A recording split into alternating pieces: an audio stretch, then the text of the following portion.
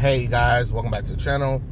It's Trey, and I want to talk about, this is a request. I mean, because to be honest, at the end of the day, I really don't care about this one, but because it was a request, I decided, why not?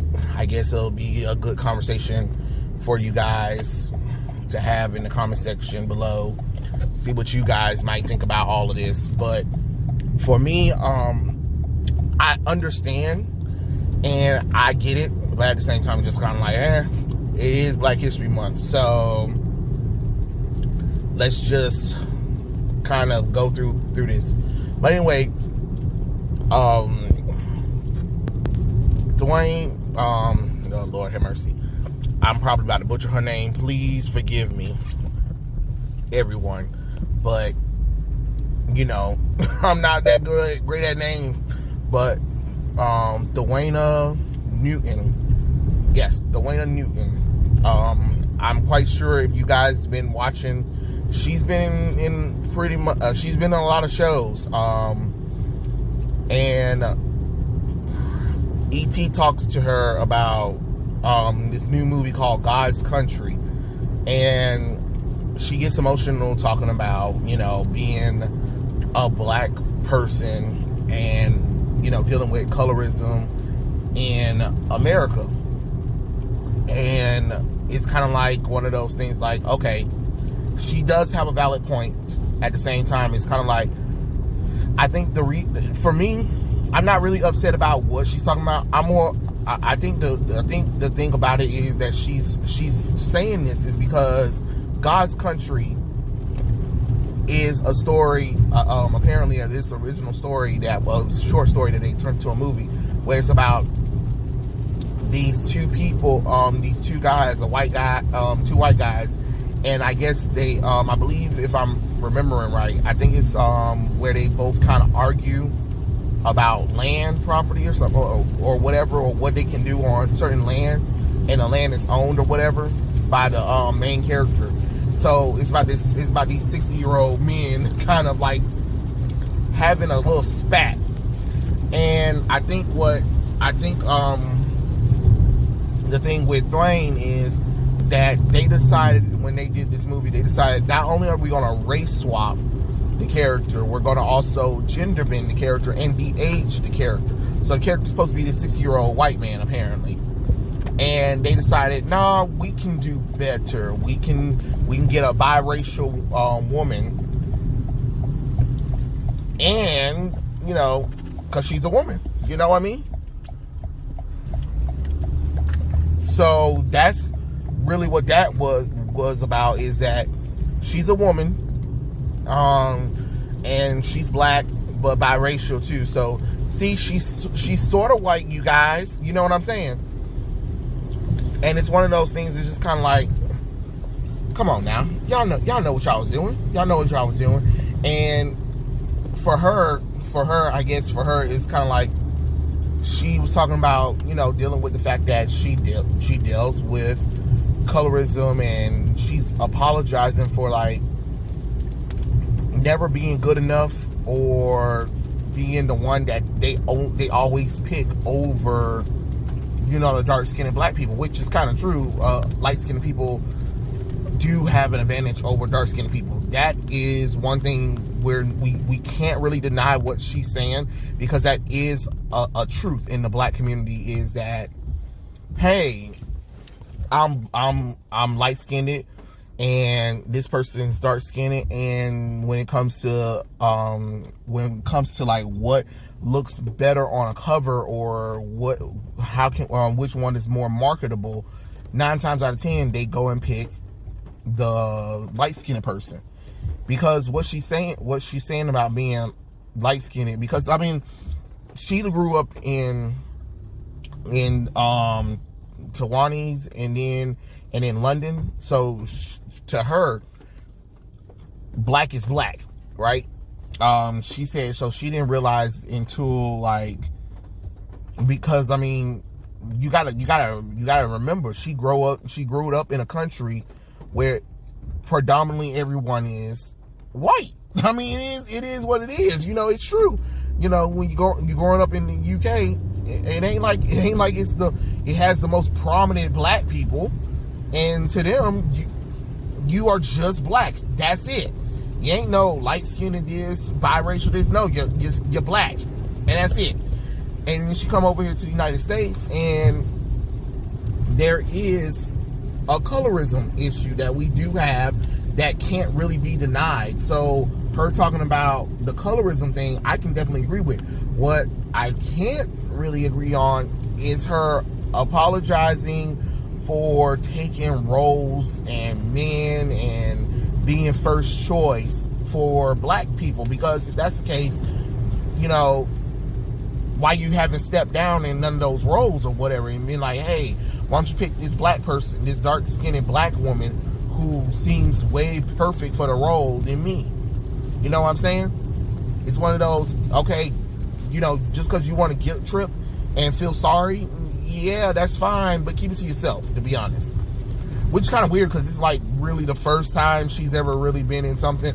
Well, it's not really the first time of her being in anything. What I mean is, I really haven't heard anything bad coming from her. All I heard was lovely things about her as an actress and just as a human being. But the internet's going to internet, and some people feel like she's just pandering and, you know, grasping for straws. And I understand. I can definitely understand with that's something that definitely can be an issue when, you know, we're talking about colorism. Because for me, as a light-skinned person, I do understand the judgment that you do, because you kind of can't, because if you're not light-skinned sometimes, or if you're not biracial, you kind of don't, you guys kind of don't get it, you know what I mean? And everybody in my family is dark-skinned. They're dark-skinned, and then here come my yellow ass. And when I was in school growing up, people would always be like, oh, I'm just a white boy passing as black. Never understood that, because of the fact that, you know, my daddy, you know, his mama was a straight hoe, okay? And you know, they try to convince me that his grandfather, I mean, his daddy is his daddy, and I'm just like, okay, I don't understand how this works. Everybody knows your mama was a hoe in the streets and stuff like that. And, you know, okay, that man black as fuck. She black as fuck. Your first 3 siblings is black as fuck. And then you and your sister yellows. With beautiful straightened hair, while they have nappy curls. And your daddy had a nappy afro style going on too. So the truth is, she slept with a white man and she don't want to admit it. It is what it is. The man's what my dad look, my daddy got Pocahontas hair, okay? Like blow in the wind now, and it's like, it's that natural stuff where, you know, that ain't that kind of black. It ain't that kind of black, baby. I know the difference. You'll know the difference when you see him. You'll be like, definitely. But anyway, him being biracial and you know, him sleeping with mama created me. You know what I'm saying? That's me. You know what I mean? Because he's lighter than me, and then I'm in between. I'm a little bit darker than him, but nowhere close to my mom. You know what I mean? The only thing that if you guys ever see my mom, is that we look like fraternal twins because we have the same face, but definitely not colored. And it's just one of those things that, especially in the black community, you kind of do grow up with the whole colorism thing. I mean, hell, my my family let it be known that they can't stand light-skinned people. And I turned around and I'm just like, but I'm light-skinned. Oh, we don't mean you, baby. It's just that, you know, we prefer darker skinned black people. And I'm just like, what the you know? So she does have a point of where she's coming from, because Hollywood, especially America in general, do make a difference about colorism. And, you know, it is a little bit of our fault as well, where we kind of perpetuate the whole stereotype of colorism. But I don't think she should have got on there and started apologizing for basically being a black woman who they chose over others, because there's a lot of actors and actresses in Hollywood that wants to be actors or actresses or whatever. They get overlooked also, and sometimes it doesn't have anything to do with their skin color. Sometimes it's just, you know, you get lucky. You do get lucky, because there are some of the greatest black people are dark-skinned actors and actresses. So, you know, it's not out the realm of possibility, but it's just kind of weird that she's been in the industry for so long and now you want to talk about it, you know. And to be honest, let's be honest, we already know the only reason why she's talking about it is because it's Black History Month and they're asking her about what's it's like being black, and, you know, the changes of how the United States have and representation in shows. That's pretty much what this is. It's one of those, you know, we're trying to push it forward. You know, growing up, I didn't see people like me on TV and stuff like that, and, you know, finally being able to see myself, and, you know, we just want to change the way representation is on TV, and for little black girls to see themselves and know that they're enough or whatever. And it's just one of those, okay, cry me a river, blah blah blah blah, la la la la la la la la. You know what I'm saying? Because you hear it so much all the time, and you just be like, damn it, was nobody not growing up in the 90s, the 80s? Like, because when we was past this colorism thing, I mean, hello, Cicely Tyson, Eartha Kitt, Angela Bassett, Viola Davis, you know,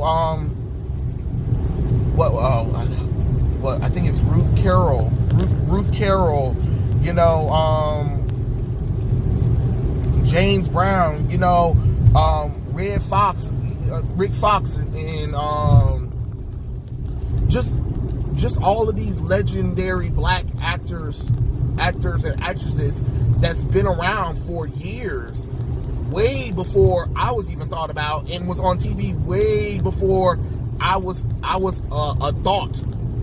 So it's kind of weird when we pretend like that they never, you know what I mean? Like they never had this representation before. So that's the whole reason why I'm saying it. I'm not really upset. I just kind of think it was just unnecessary, really. But again, virtue signaling. So it's whatever about the whole situation. This is a request to talk about it. As you can kind of see, I don't really have a dog in the fight about it. I just kind of find it just odd that she apologized about it, and it was like one of those, you can keep it to yourself kind of thing. Or, well, okay, if you feel that way, next time you get a movie and there's a dark-skinned black person, you know, convince the casting director to cast you and call it a day.